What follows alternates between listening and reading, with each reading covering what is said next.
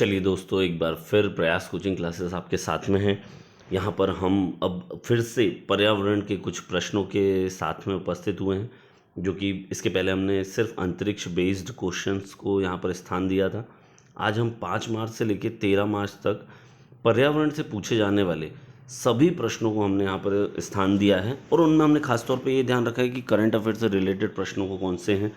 यहीं पर इस बीच आपके लिए पिछले वीडियो में भी हम आपको बता चुके थे कि 11,500 पदों की घोषणा हो चुकी है मध्य प्रदेश सरकार के द्वारा। उसकी संख्या बढ़ भी सकती है।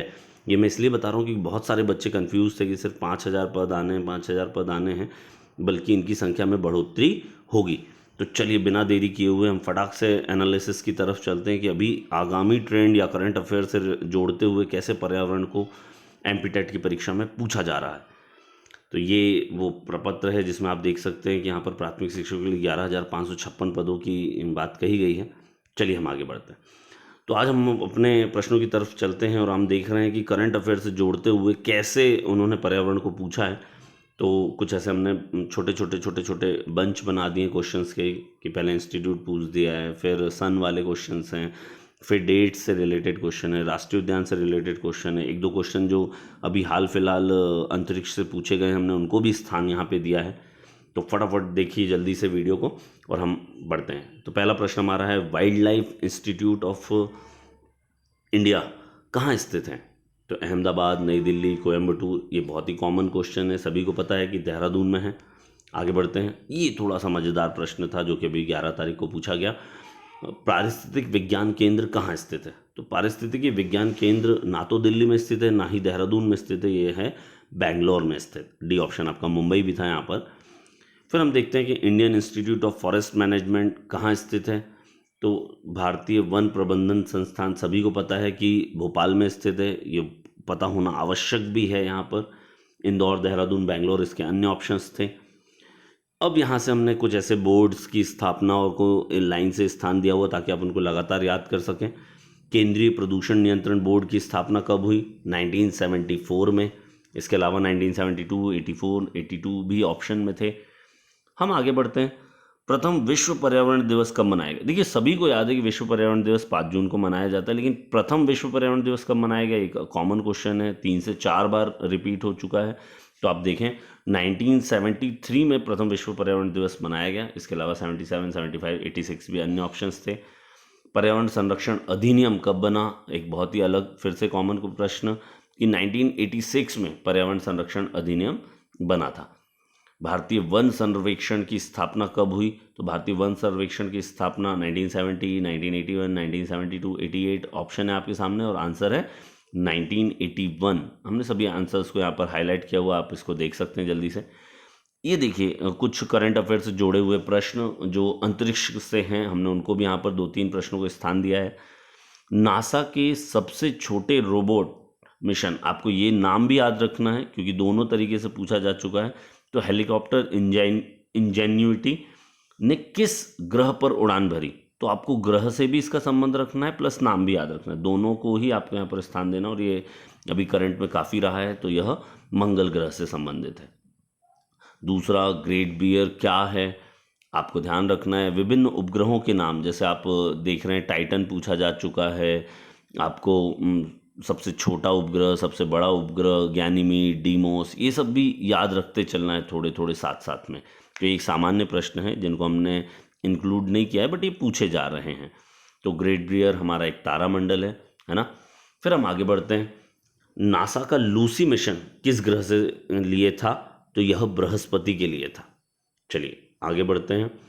ये देखिए कि 10 तारीख और 11 तारीख को लगातार रिपीट किया हुआ प्रश्नों में से एक है कि पीएसएलवी की ऊंचाई कितनी होती है? तो पीएसएलवी की ऊंचाई 44 मीटर, 84 मीटर, 100 मीटर, 12 मीटर। तो आंसर है 44 मीटर, 44। ठीक है। फिर देखिए अगला प्रश्न, बिल्कुल सिर्फ और सिर्फ कंफ्यूज करने के लिए बहुत ही सरलतम प्रश्नों में से एक है। स्थलीय ग्रह पूछे गए तो लोग थोड़े से यहाँ पे कंफ्यूज हो जाते हैं। मैं आपको बता चुका हूँ कि सूर्य के शुरुआती 4 ग्रह को हमने आंतरिक ग्रह माना हुआ है और अंतिम 4 ग्रह हमारे क्या हैं? बाह्य ग्रह हैं। ठीक है। तो आप हमारे प्रारंभिक सूर्य से लगातार क्रम से आप देख सकते हैं कि बुध, शुक्र, पृथ्वी, मंगल, ये हमारे क्या हैं? आंतरिक ग्रह। इन्हें ही हमने स्थलीय ग्रह की संज्ञा दी है। चलिए हम अगले प्रश्न की तरफ चलते हैं। पृथ्वी दिवस, यहाँ से हमने कुछ ऐसे महत्वपूर्ण दिवसों को स्थान दिया हुआ है, लेकिन मैं आपसे सभी से कहूँगा कि इन महत्वपूर्ण दिवस के चक्कर में ना पड़ें, आप सारे ही महत्वपूर्ण दिवस याद करके जाएं, क्योंकि आपके सेट में कोई भी आ सकता है। पृथ्वी दिवस, जल दिवस, महिला दिवस, ओजोन संरक्षण दिवस, उपभोक्ता दिवस, ऐसे योग दिवस, आदिवासी दिवस, ये सारे दिवस आप ही बहुत ही ज़्यादा महत्वपूर्ण है। चलिए देखते हैं अभी फिलहाल पृथ्वी दिवस कब मनाया गया। 22 अप्रैल को मनाया जाता है। इसके अलावा ऑप्शन है आपके 8 मार्च, 28 फरवरी, 21 जून। हम आगे की तरफ चलते हैं, हम देख रहे हैं कि वन्य जीव संरक्षण दिवस कब मनाया जाता है। तो वन्य जीव संरक्षण दिवस थोड़ा सा याद रखने में दिक्कत होती है लोगों को, लेकिन ध्यान रखें 3 मार्च को मनाया जाता है। इसके अलावा 8 फरवरी, 21 जून, 22 अप्रैल अन्य ऑप्शंस थे, तो 3 मार्च ये याद रखना आवश्यक है। विश्व योग दिवस, पूरे अंतर्राष्ट्रीय स्तर पर विश्व योग दिवस को मनाया जा रहा है 21 जून को, है ना। इसके अन्य ऑप्शंस पे भी आप नज़र डाल सकते हैं। फिर अगर हम बात करें तो ओजोन से बनने वाले प्रश्न आप ध्यान रखें, ओजोन से लगभग हर दिन ओजोन या ग्रीन हाउस से एक प्रश्न आ रहा है, तो आप प्लीज़ उनको याद करके जाएं। यहाँ पर दिवस पूछा गया है 16 सितंबर, हम देख रहे हैं 16 सितंबर को ओजोन परत संरक्षण दिवस मनाया जाता है। आप इसी से मॉन्ट्रियल प्रोटोकॉल, क्योटो प्रोटोकॉल को भी कोरिलेट कर कर याद रखें। अगले प्रश्न की तरफ चलते हैं। ये देखिए 11 तारीख को पूछा गया, एकदम आसान सा प्रश्न है कि कौन सा पक्षी कैक्टस के कांटों के बीच अपना घोंसला बनाता है। तो चूंकि ऑप्शन खतरनाक थे, बया, कलचिड़ी, फाख्ता और कौआ। फाख्ता के लिए हमने आपको समझाने के लिए ब्रैकेट में कबूतर दिया हुआ, बट वहाँ पे कबूतर ऑप्शन नहीं था। तो यहाँ ध्यान रखिए कि आपके होश फाख्ता कर देने वाला प्रश्न का आंसर भी क्या है, फाख्ता है। चलिए अगले प्रश्न की तरफ चलते हैं। हमारा अगला प्रश्न है 18, कौन सबसे ज़्यादा ठोस अपशिष्ट उत्पन्न करता है। तो कुछ उद्योगों के नाम आपको यहाँ पर दिए हुए हैं कि कृषि है, उत्पादन उद्योग है, पैकिंग उद्योग है, न्यूक्लियर पावर प्लांट है। तो ऐसी परिस्थिति में आपको क्लियर कर दूं, कई बार ऑप्शन चुनने में हमें कंफ्यूज होता है। उत्पादन में हमारा सबसे ज़्यादा ठोस अपशिष्ट क्या होता है, निर्मित होता है, ना कि पैकिंग में। चलिए अगेन एक अच्छा प्रश्न है। यहाँ पर आप देख रहे हैं कि कौन सा खाद्य समूह लौह तत्व की प्रचुर मात्रा में पाया जाता है या किस में उपलब्ध है। तो ये आपको मैंने पहले भी बोला है कि सारे विटामिन को लेकर आपको याद रखना है, सारे खनिज तत्वों को लेकर आपको ध्यान रखना है। और हम लोग याद भी करते हैं कि पालक में लोहा सबसे ज़्यादा पाया जाता है, लेकिन लगभग 2 से 3 ऑप्शन में पालक है। तो हमें बेस्ट कॉम्बिनेशन चुनना है, जो कि है आपके सामने बी ऑप्शन, आंवला, पालक और गुड़। हमारे अगले तरफ चल रहे हैं। देखिए कुछ जो लोग अभी ऐसे रिव्यू दे रहे हैं या बच्चे हमसे बताते हैं कि नहीं sir out of the syllabus आया, आउट ऑफ सिलेबस आया है, तो मैं उनको बता दूं कि कृषि, सिंचाई, नहर, इससे संबंधित जो प्रश्न है उनमें बांध भी इंक्लूड होता है। तो आप देखें सरदार सरोवर बांध किस नदी पर है, और चूंकि हम माँ नर्मदा मध्य प्रदेश में स्थित है, तो वो सभी को ही पता है कि नर्मदा नदी के डैम्स के बारे में तो आपको पता होना ही चाहिए। तो नर्मदा, ताप्ती, गंगा, सोन ये आपके हैं, तो इसमें सरदार सरोवर बांध हमारा किस पर स्थित है, नर्मदा पर।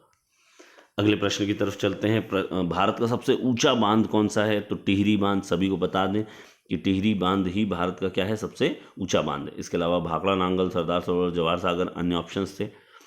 एक ये मृदा से बनने वाला एक बहुत अच्छा प्रश्न है कि खादर और बांगर किस प्रकार की मृदा के प्रकार हैं। तो हमने समुद्र तटीय मैदानों में हम भूगोल में देखते हैं कि बांगर, खादर, तराई, भावर ऐसी कुछ 4 विशेषताएं हैं। तो यह जलोढ़ मिट्टी के प्रकार हैं, जिसमें नवीन जलोढ़ कहलाती है खादर, और जो पुरानी जलोढ़ हो जाती है जहाँ पर बाढ़ का पानी नहीं पहुँचता उसे कहा जाता है बांगर। ठीक है, तो चलिए हम आगे चलते हैं। 23वें प्रश्न की तरफ चलते हैं। हम आपको दिखाते हैं कि भारत का पहला समुद्री राष्ट्रीय उद्यान कहाँ स्थित है। तो आपको ध्यान रखना है कि पहला समुद्री राष्ट्रीय उद्यान हमारा कच्छ की खाड़ी में स्थित है। मैं आपसे हमेशा कह रहा हूँ रेगुलर एक प्रश्न बन रहा है राष्ट्रीय उद्यान से, तो वो आपको याद होना ही चाहिए, मध्य प्रदेश के और राष्ट्रीय स्तर के। अगले प्रश्न की तरफ चल रहे हैं। अगेन ऐसा प्रश्न जो आप लोगों को लग रहा है कि आउट ऑफ द सिलेबस है। देश का पहला परमाणु रिएक्टर कौन सा है। तो देश का पहला परमाणु रिएक्टर कौन सा है, अप्सरा, तारापुर, पोखरण, अन्य इसके ऑप्शन थे। ऑप्शन से भी आप चुन सकते थे वैसे। अगले प्रश्न की तरफ हम चलें तो हम देख रहे हैं कि 25वें प्रश्न में कि तारापुर परमाणु विद्युत संयंत्र कहाँ स्थित है। तो तारापुर परमाणु विद्युत संयंत्र महाराष्ट्र, मध्य प्रदेश, उड़ीसा और गुजरात में है। प्लीज़ 7-8 परमाणु संयंत्र, सभी टेबल को पूरा याद करके जाएं। अगले प्रश्न की तरफ चल रहे हैं। देखिए थोड़ा सा घुमाया गया है। आप सभी को पता है कि ओजोन परत पर हमने क्षरण जो देखा हुआ है कि हमको एक ही ओजोन छिद्र मिला है हमारे अंटार्कटिका पर। तो ये आपको ध्यान रखना है कि वास्तव में वह क्या है, दक्षिणी ध्रुव पर। तो उत्तरी ध्रुव, दक्षिणी ध्रुव, भूमध्य रेखा, सभी ऐसे ऑप्शंस थे। यहाँ पर आंसर क्या हो गया अपना, दक्षिणी ध्रुव। कुछ प्रश्न जो सामान्य हैं हमने उनको बिना ऑप्शन के आपके सामने रखा हुआ है। सभी बच्चों ने हमको बताया भी कि चिपको आंदोलन का संबंध किस राज्य से है। तो यहाँ पर आपको दोनों ही बातें याद रखनी की, सुंदरलाल बहुगुणा जी और उत्तराखंड राज्य, दोनों से ही आपको ध्यान रखना है। ओणम महोत्सव कहाँ मनाया जाता है? केरल में मनाया जाता है। आप महोत्सव, लोक नृत्य, इन पर भी विशेष ध्यान रखें, है ना। जल्लीकट्टू, ओणम, बिहू, ये इस टाइप के प्रश्न बन रहे हैं और आपको बनने भी चाहिए। वन्यजीव संरक्षण अधिनियम कब बना? तो 1972, बहुत ही कॉमन क्वेश्चन है।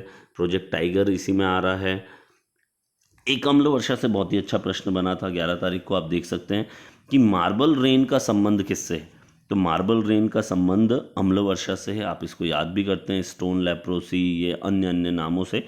तो ये मार्बल रेन का संबंध किससे है? आपका अम्ल वर्षा से। तो ये टॉप 30 क्वेश्चन अभी तक के रिव्यूज़ के तौर पर हमने आपके समक्ष रखे। तो प्लीज़ बहुत सारी शुभकामनाएं, बहुत अच्छे से पढ़िए। All the best.